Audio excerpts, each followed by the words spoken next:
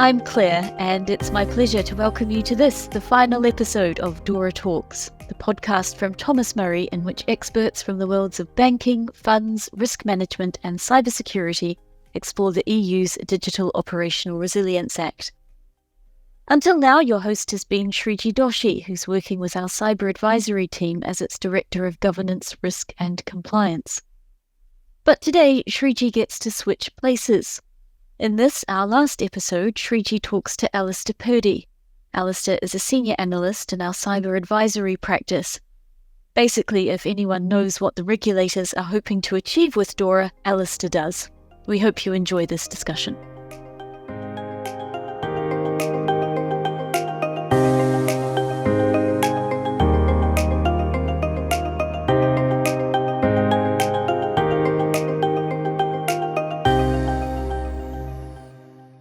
We are looking to see DORA in the context of incident response requirements that it has laid down and, how it may eventually help the financial industry within EU market, reduce the likelihood of a black swan event. And we could really leverage your experience of doing incident response to kind of contextualize that.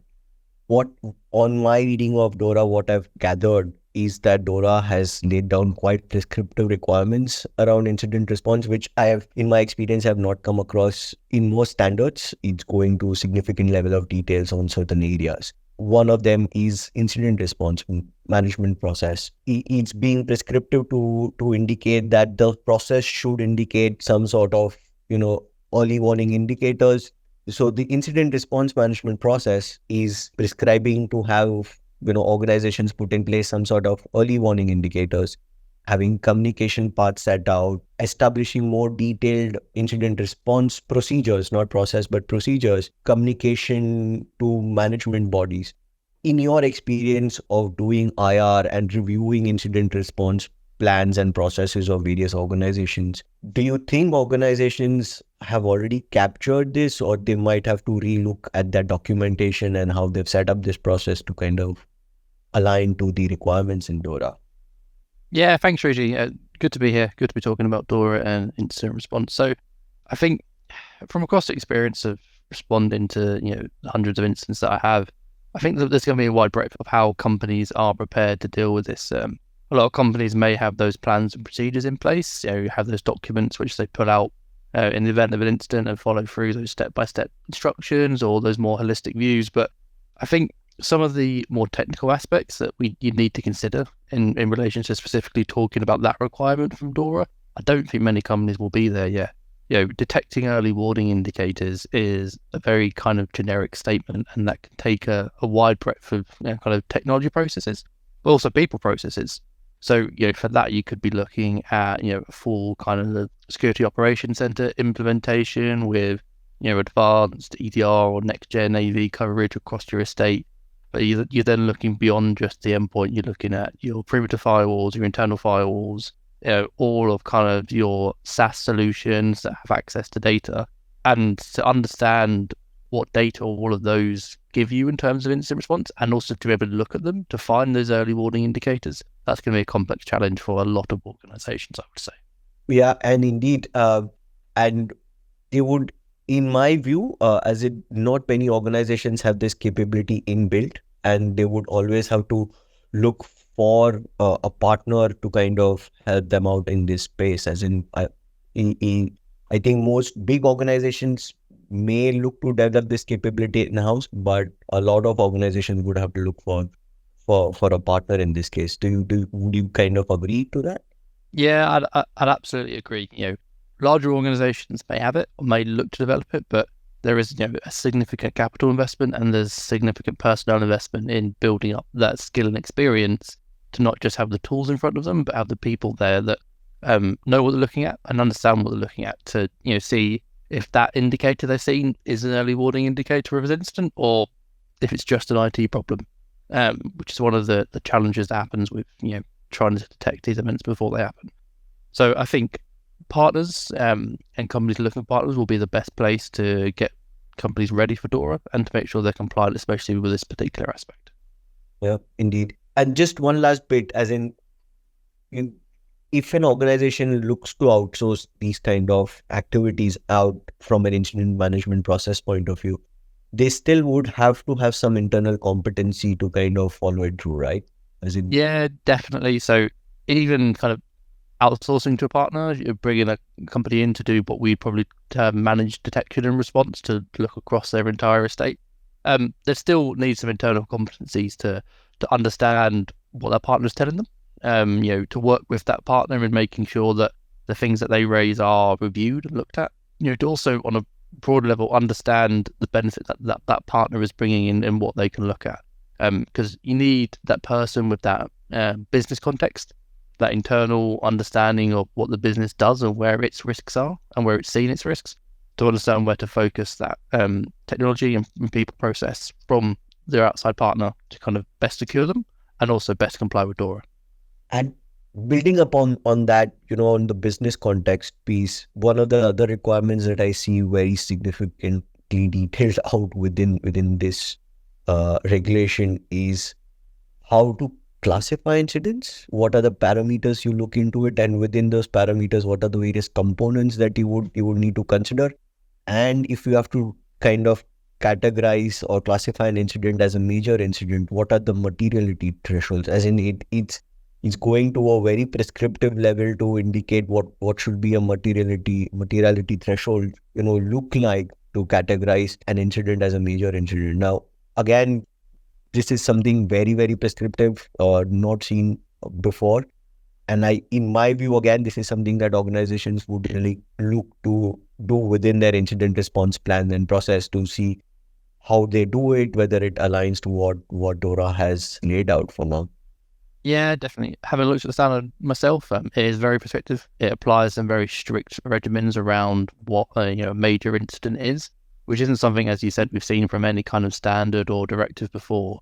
So for organizations, that's going to be a new challenge to implement that and integrate that into their incident response process to make sure that, when they're looking at the incident, they're classifying it for their own purposes.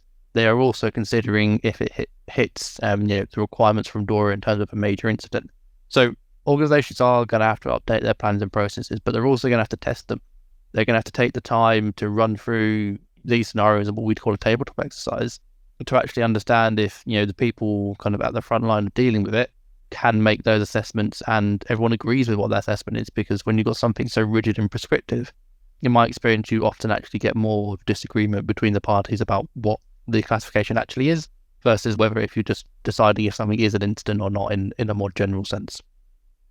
That's a very great point you raise about testing it, because that definitely would kind of help organization refine their processes to determine the materiality. As in, it's a great suggestion and a recommendation for the listeners here.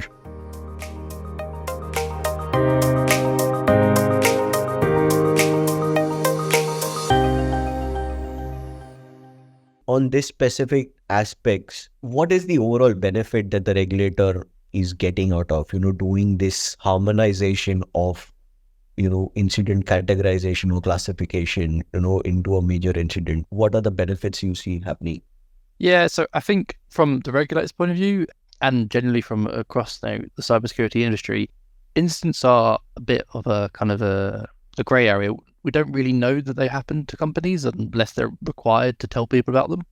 And we don't really know the scale of what's happening across the world, We know what's reported. We know what we pick up from our cyber threat intelligence feeds, but we don't know what's going on that we don't know about. So putting companies on the forefront of having to notify, entities and regulated bodies builds that intelligence picture for those bodies so they can better look at what other regulations we need to bring in to, secure our digital economy, but also what other steps they can do to provide better support to, our industries and sectors. So in the financial sector, there's obviously some significant risks around, cyber attacks.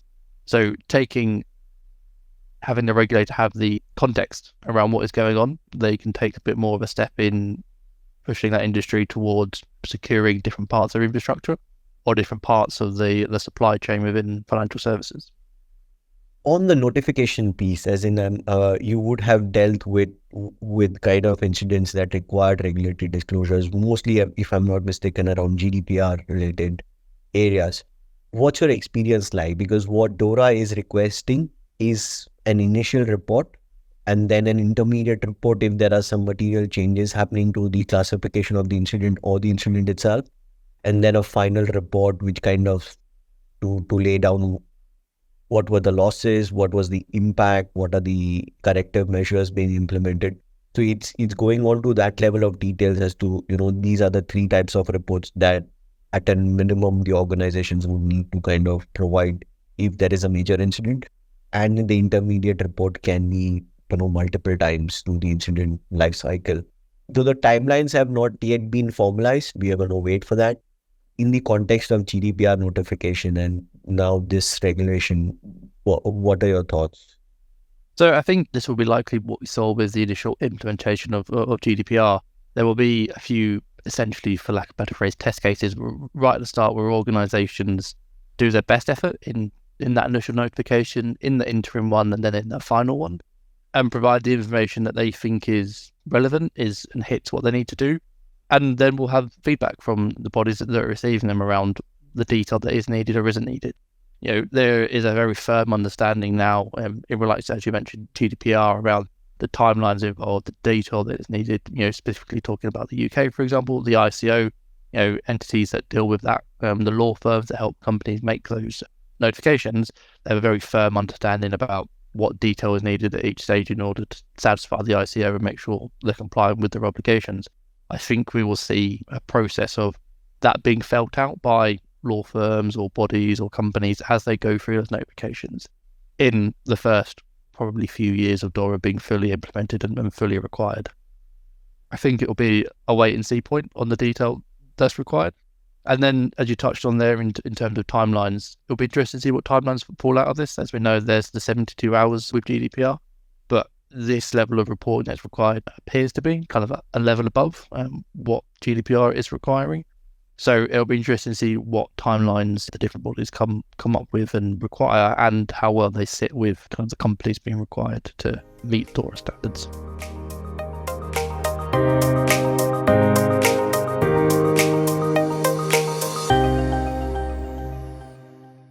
And possibly there is an impact on our industry, which is like a cyber advisory or cyber consulting business that provides these kind of services to kind of refine their processes so that, they are able to meet the stringent requirement from DORA. Yeah, definitely. So what we're looking to do is, and my part of the business is incident response, is make sure we have the understanding of DORA, make sure we have that understanding of what companies are required to do it. So when one of those come through the door, we understand right from the bat that, this is an entity that has a DORA compliance requirement. If they know what they're doing, great, we'll work with them. If not, we'll bring in expertise like yourself, Shreeji, to help that company understand what their requirements are and make sure that we're doing that in the right timeframes with the right level of detail for that entity. Great. Another interesting requirement that I've seen, but currently it's at a voluntary level of reporting significant cyber threats, and it goes to explain what a significant cyber threat could be, which in ideal world, I think it's a great requirement to have. I would even stick my neck out and say it should have been mandatory, because the theme of this webinar is to reduce the black swan events, and someone mandatory reporting some sort of significant cyber threat could eventually be beneficial to the entire ecosystem if that information is transmitted across every organization in that ecosystem. Yeah, definitely. I think the big challenge to get that, as you said, it's on a voluntary basis, is going to be the organization's understanding that their notification that they're seeing something that could be a significant cyber threat isn't going to come back on them. It's not going to spur the regulator to come and start looking at the door and seeing what they're doing. That it's going to be taken in that community, that collaboration sense, and sharing that intel. As part of one of the core things that we do is cyber threat intelligence. We build that in the base of everything that we do. So, we'd love to see more reporting around organizations seeing things before they're happening, because that not only helps that organization respond, that helps the wider community respond, and it helps secure, that entire industry and, by extension, especially with financial services, the digital economies of each of those countries. Yeah, so I'm very pleasantly surprised with that requirements, though I would really hope it evolves to like a mandatory notification.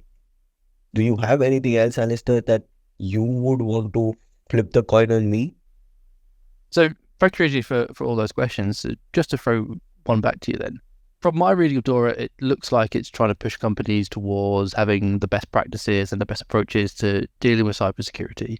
Yes, there are all these stringent things around how we classify major incidents and how they want organizations to respond to them. You've done a lot more reading on it than I have. What is your overall feeling for the approach and the outcome this DORA regulation wants?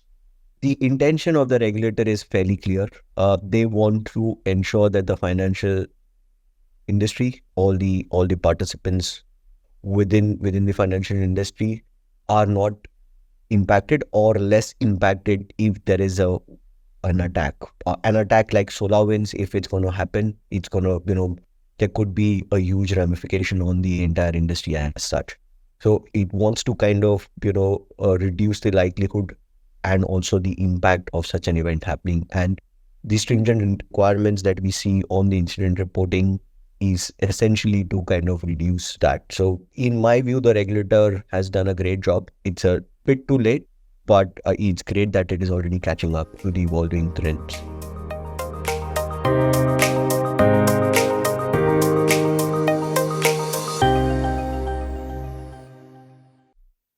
And that's a wrap. Thank you for being with us over this series. We hope you enjoyed listening to these episodes as much as we enjoyed recording them. If you'd like to talk DORA with Shreeji and Alistair or anyone else who has appeared on DORA Talks, please get in touch. We welcome your comments, questions and feedback. There is of course a lot more left to say about DORA. Details of how to reach us are in the show notes. And because the DORA journey isn't over, you can find access to our ongoing monthly DORA Digest series, our free DORA Readiness Toolkit, and all our other DORA-related content in the show notes too. Happy exploring!